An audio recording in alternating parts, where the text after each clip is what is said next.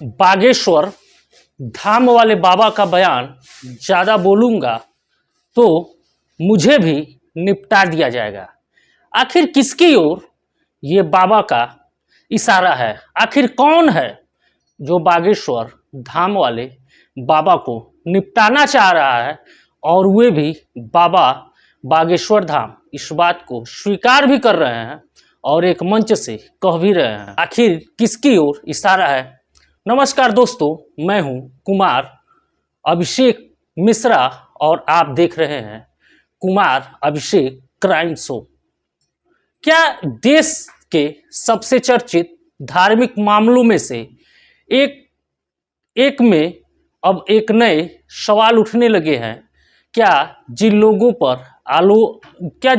पर आरोप लगे हैं वे केवल छोटे स्तर के कर्मचारी हैं या जांच की पहुंच बड़े जिम्मेदार लोगों तक भी जाएगी? इसी बीच बागेश्वर धाम के प्रमुख कथावाचक धीरेन्द्र कृष्ण शास्त्री का एक बयान तेजी से चर्चा में आया है। उन्होंने जांच में कहा केवल छोटी मछलियों तक सीमित नहीं रहनी चाहिए, बल्कि यही कोई बड़ा जिम्मेदार है तो उसे भी कानून के दायरे में लाया जाना चाहिए।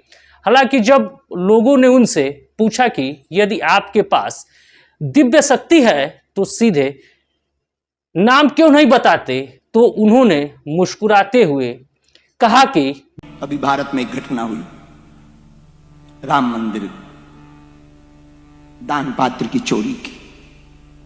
कुछ कहा नहीं तो लोगों ने, पूरे भारत ने चलाया। बागेश्वर बाबा मौन है, चुप है, कुछ कह ही नहीं रहा, वाईफाई फेल है, कुछ बोल ही नहीं रहा। अब क्या बोले? जिन्होंने भगवान को नहीं छोड़ा वो हमको क्या खाक छोड़ा? बात तो सही है। भारत का कानून तो ऐसा ही, मकड़ी की जाले की तरह, भारी चीज निकल जाती है, छोटी फंस जाती है। क्या बात है सर, क्या बात है बोल दिया, पर्ची नहीं खोली। तुम तो जानते हो बाबा बकबक क्यों करते? पर्ची खोलो, नाम बताओ, किसका नाम है, नाम बताओ। अब हमने यदि नाम बता ही दिया तो वो हमको निपटा देगा, खत्म। आज नहीं तो कल निपटा देगा, तो हम दूसरों के नाम ही नहीं बता पाएंगे। पक्का है तो स्वाभाविक है, इसलिए फायदा इसी में है। जिन लोगों ने भगवान को नहीं छोड़ा वे हमें क्या छोड़ेंगे? यह बयान सोशल मीडिया पर काफी तेजी से वायरल हो गया और इसके कई अर्थ निकाले जाने लगे। दोस्तों, यहाँ यह समझना जरूरी है कि यह एक सार्वजनिक बयान है। बाबा ने किसी व्यक्ति का नाम लेकर आरोप नहीं लगाया, बल्कि एक सामान्य टिप्पणी कि यदि कोई बड़ा दोषी है तो उसे भी कानून के अनुसार सजा मिलनी चाहिए। जिस मामले की चर्चा हो रही है उसमें जांच एजेंसियों द्वारा कई लोगों से पूछताछ की गई, कुछ लोगों की तलाशी भी ली गई और कई नकदी व अन्य सामान भी बरामद हुए, लेकिन यह उतना ही महत्वपूर्ण है कि अभी तक जांच जारी है और अंतिम निष्कर्ष अदालत तथा कानूनी प्रक्रिया के बाद ही सामने आएगा। इसी दौरान सोशल मीडिया पर तरह तरह की अटकलें लगाई जा रही हैं। कई लोग बड़े अधिकारियों या प्रभावशाली व्यक्तियों के नाम जोड़ने की कोशिश कर रहे हैं, लेकिन अभी तक किसी समक्ष एजेंसी ने ऐसी दावों की आधिकारिक पुष्टि नहीं की है। इसलिए किसी भी व्यक्ति को केवल सोशल मीडिया के चर्चाओं के आधार पर दोषी मान लेना ये कहीं का भी उचित नहीं है। धीरेन्द्र कृष्ण शास्त्री ने अपने बयान में यह भी कहा कि जिस प्रकार धार्मिक ग्रंथों में अधर्म का अंत होता है, उसी प्रकार यदि किसी ने श्रद्धालुओं के विश्वास के साथ खिलवाड़ किया है तो उसके कर्मों का फल अवश्य ही मिलेगा। उन्होंने इसे आस्था व नैतिकता का प्रश्न बताया। दोस्तों, इस पूरे घटनाक्रम का सबसे बड़ा पहलू केवल धन का नहीं बल्कि करोड़ों लोगों की भावनाओं का है। देश विदेश से आने वाले श्रद्धालु मंदिर में पूरी श्रद्धा के साथ दान करते हैं। उनकी अपेक्षा होती है कि उस धन का उपयोग धार्मिक और सामाजिक कार्यों में होगा।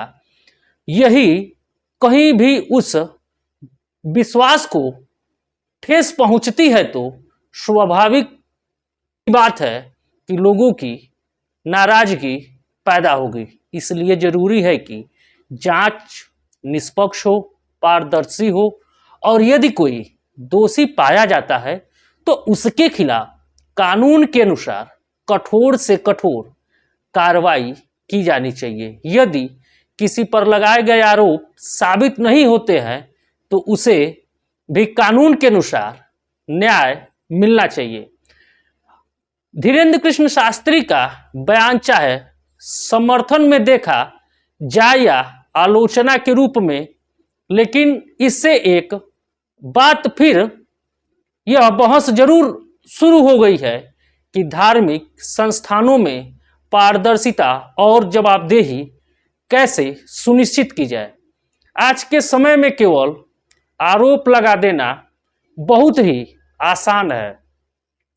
लोकतंत्र व्यवस्था में जांच एजेंसियां सबूत न्यायालय ही तय करते हैं कि कौन दोषी है और कौन दोषी नहीं है। इसलिए हर नागरिक की जिम्मेदारी है कि वे अपुष्ट खबरों और अफवाहों से बचते हुए केवल आधिकारिक जानकारी पर ही भरोसा करें। आप अब देखने वाली बात यह है कि जांच आगे किस दिशा में बढ़ती है, क्या नए तथ्य सामने आते हैं और क्या जिम्मेदारी केवल कुछ कर्मचारियों तक सीमित रहती है या जांच किसी और स्तर तक पहुंचती है।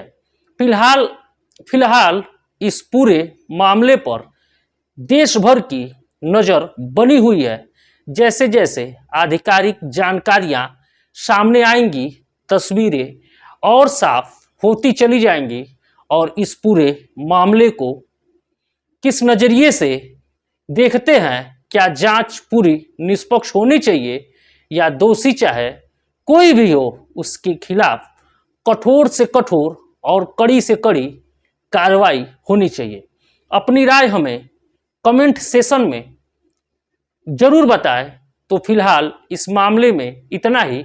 जैसे जैसे जांच आगे बढ़ेगी, आधिकारिक तौर पर नए तथ्य सामने आएंगे, हम आपको सबसे पहले अपडेट देंगे। आपकी इस पूरे मामले पर क्या राय है हमें कमेंट करके जरूर बताइएगा। अगर वीडियो पसंद आया हो तो लाइक करें, अपने दोस्तों के साथ शेयर करें, साथ साथ चैनल को भी सब्सक्राइब करना बिल्कुल ना भूलें।